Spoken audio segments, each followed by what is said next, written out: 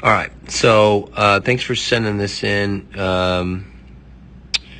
I appreciate it. And we're going to look at power to your back leg is first thing.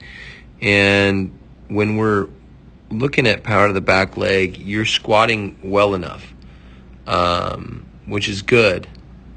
But I also want to look at how your hip rotates. I want this hip to go first, and you're extending well. You're driving off that back leg well. But right here, you have, I don't know if you can see this, that knee goes in that way. I'd like to see you sit more where your butt is actually behind your heel, and it's more glute based instead of quad based. And right there, that's a quad squat. You're squatting with your quads, and I want more hip action backwards.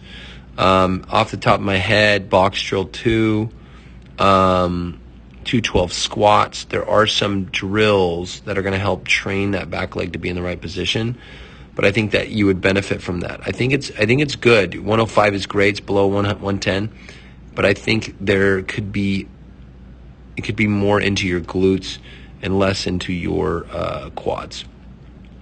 So that's number one. So that's something I want you to work on. So let's look at your front knee. There's a little bit of a turn. Let's see if we can see it from this side. Number one, when you're landing, this knee is very low. It's 126. So we want to land a little bit more firm than that. What that means is maybe the angle looks like that instead of where you're at. So I would maybe like to see that. So that front knee is going to have to come back to retract, let that hip rotate through and that chest over. It's really going to help you drive your hips through, and part of that hip action is really your front leg setting up. So that definitely is a weakness, that front leg, that weakness. There's a little bit of an internally rotated front knee, so that's something I want you to work on. Box drill 1, box drill 2, walking torques, walking windups, 212 squats are going to help you externally rotate and get that solidified a little bit better.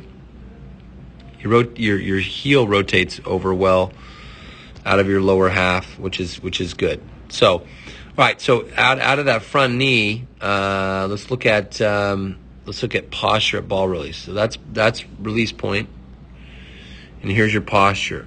Here's where your chest is when you're starting.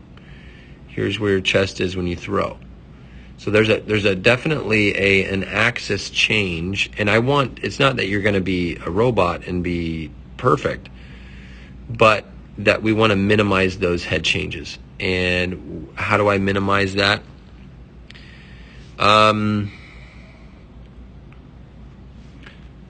I minimize that by having a spine that's a little bit further back, and that's going to minimize the head change. And when you minimize the head change, you increase the rotation around that throwing side.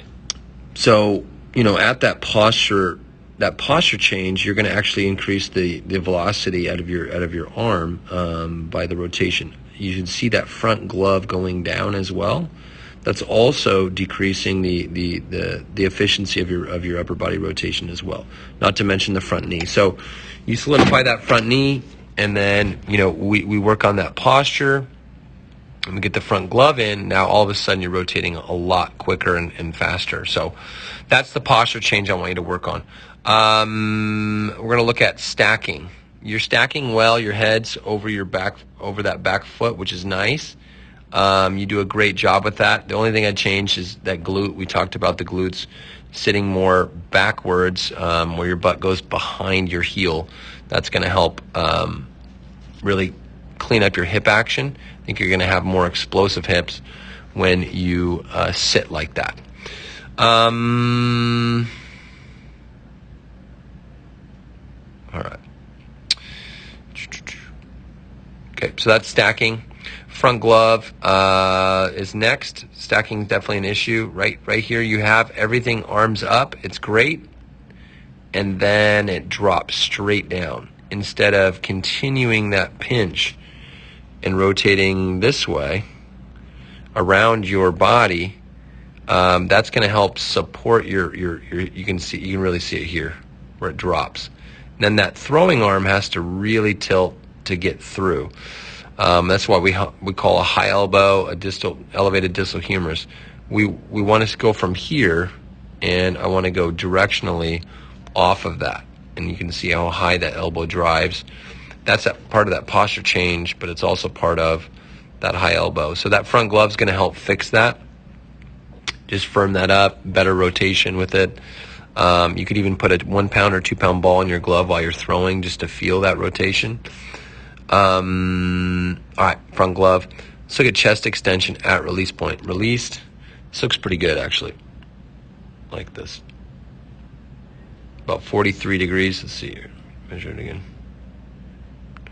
48 degrees. Okay, so that's really good. 48's great. It could get better.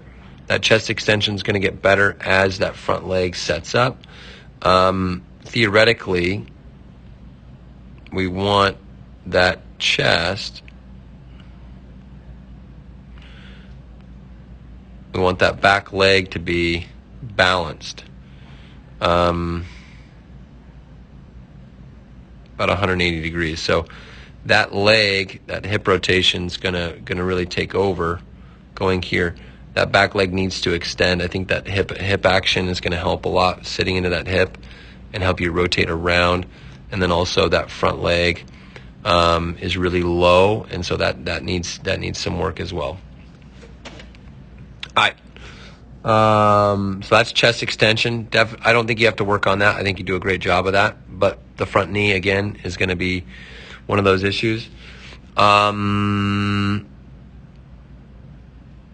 Last thing, we got to look at that hand fly out. I think, elevated distal humerus. So we want to look at the elbow. Right now, the elbow is quite a bit elevated. There we go. So, that's pretty elevated. You can see it here. There's a lot of pressure on the labrum, a lot of pressure on the elbow. Out of that, you don't have quite a big arm fly out, but that elbow is definitely high. So that high elbow is definitely a weakness of yours. I want you to work on that and really try to bring that down. We're going to have to speed up your body.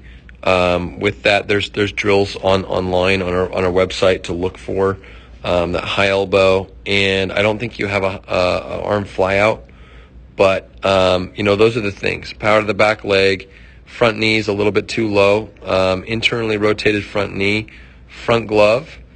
We have your chest extension was good, and a high elbow.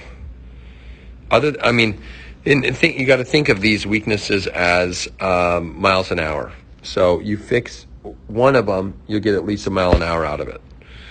You know what I mean? And so you start putting all of this stuff together, and it really starts rolling. You get 10 miles an hour in a year, and you're in business. So that's the mechanical efficiency we're really trying to get. And obviously, you got to hit the bands hard. The crossover symmetry bands, you can get them on our website. Enter code 212 for 10% off. And then our weighted ball program, as far as our arm care goes, is really going to help you strengthen that shoulder. Thanks for tuning in, man, and I'll talk to you soon.